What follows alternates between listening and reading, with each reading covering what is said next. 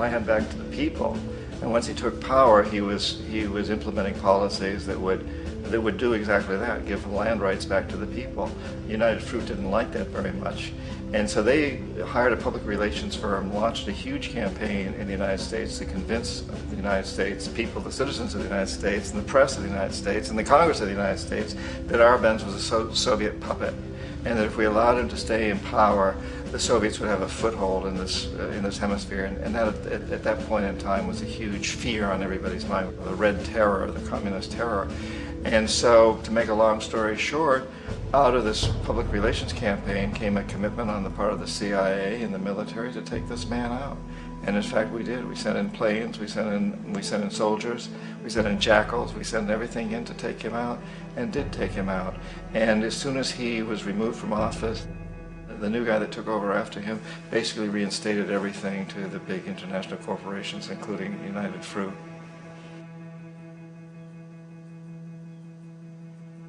Ecuador for many, many years had been ruled by pro-US dictators, often relatively brutal.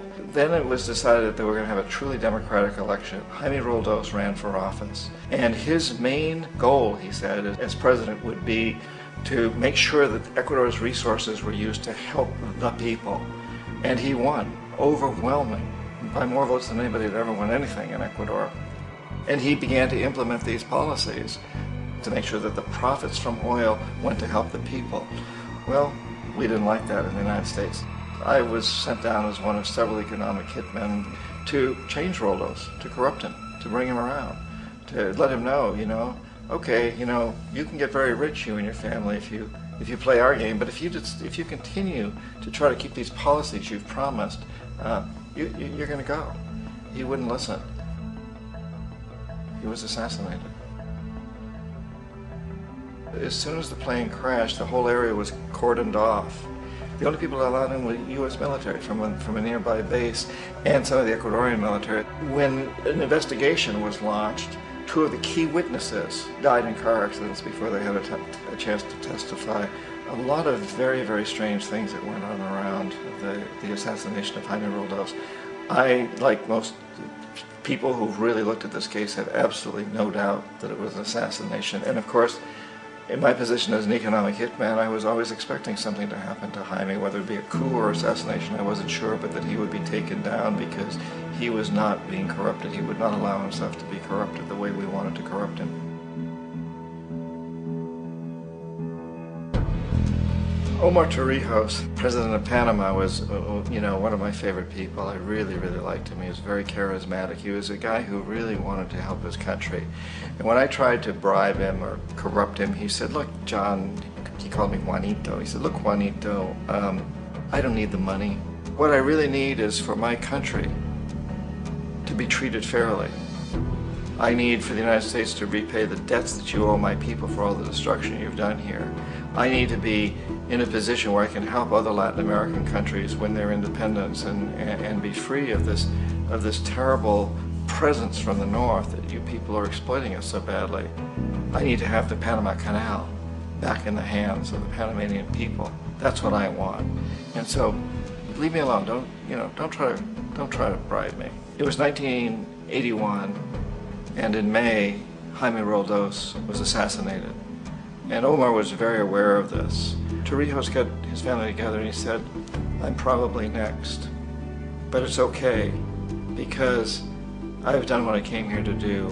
I've renegotiated the canal. The canal will now be in our hands. He just finished negotiating the treaty with Jimmy Carter.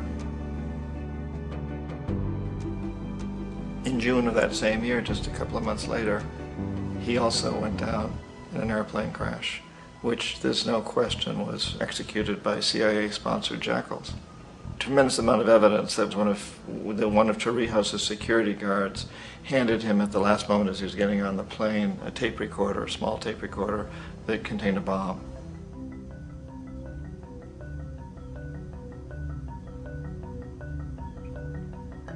It is interesting to me how this system has continued pretty much the same way for years and years and years, except the economic hitmen have got better and better and better. Then we come up with, very recently, what happened in Venezuela. In 1998, Hugo Chavez gets elected president, following a long line of presidents who had been very corrupt and basically destroyed the economy of the country. And Chavez was elected amidst all that. Chavez stood up to the United States, and he's done it primarily demanding that Venezuelan oil be used to help the Venezuelan people. Well, we didn't like that in the United States. So in 2002, a coup was staged, which there's no question in my mind, and most other people's minds, that the CIA was behind that coup.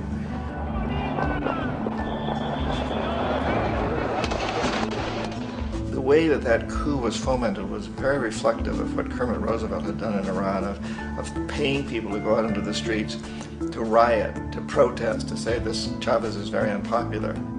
You know, if you can get a few thousand people to do that in television, can make it look like it's the whole country, and things start to mushroom.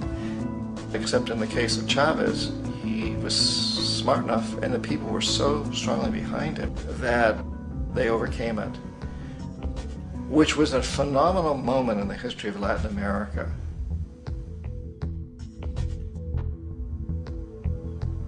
Iraq actually is a perfect example of the way the whole system works. So we economic hitmen are the first line of defense. We go in and we try to corrupt governments and get them to accept these huge loans, which we then use as leverage to basically own them.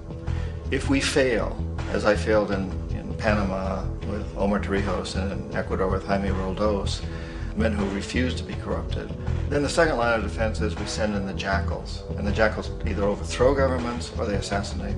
And once that happens, when a new government comes in, and boy, it's going to toe the line, because the new president knows what will happen if he doesn't.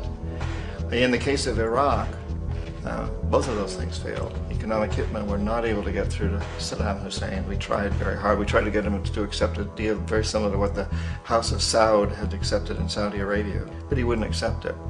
And so the jackals went in to take him out. They couldn't do it. His security was very good. After all, he had one time worked for the CIA. He'd been hired to assassinate a former president of Iraq and failed, but he knew the system. So in '91, we send in the troops and we take out the Iraqi military. So we assume at that point that Saddam Hussein is going to come around. We could have taken him out, of course, at that time, but we didn't want to. He's the kind of strong man we like. He controls his people. We thought he could control the Kurds and keep the Iranians in their border and keep pumping oil for us. And that once we took out his military, now he's going to come around. So the economic hitmen go back in the 90s without success. If they'd had success, he'd still be running the country. We'd be selling him all the fighter jets he wants and everything else he wants. But they couldn't, they didn't have success. The jackals couldn't take him out again, so we sent the military in once again, and this time we did the complete job and took him out, and in the process created for ourselves some very, very lucrative construction deals. We had to reconstruct a country that we'd essentially destroyed, which is a pretty good deal if you own construction companies, big ones. So, you know, Iraq shows the three stages. The economic hitmen failed there, the jackals failed there, and as a final measure, the military goes in. And in that way, we've really created an empire, but we've done it very, very subtly. It's clandestine. All the empires of the past were built on the military, and everybody knew they were building them. So that the British knew they were building them, the French, the Germans, the Romans, the Greeks. And they were proud of it, and they always had some excuse, like spreading civilization, spreading some religion, something like that. But they knew they were doing it. We don't. The majority of the people in the United States have no idea that we're living off the benefits of a clandestine empire, that today there's more slavery in the world than ever before. And then you have to ask yourself, well, if it's an empire, then who's the emperor? Obviously, our presidents of the United States are not emperors. An emperor is someone who's not elected, doesn't serve a limited term, and doesn't report to anyone, essentially. So you can't classify our presidents that way. But we do have what I consider to be the equivalent of the emperor, and it's what I call the corporatocracy. The corporatocracy is this group of individuals who run our biggest corporations, and they really act as the emperor of this empire.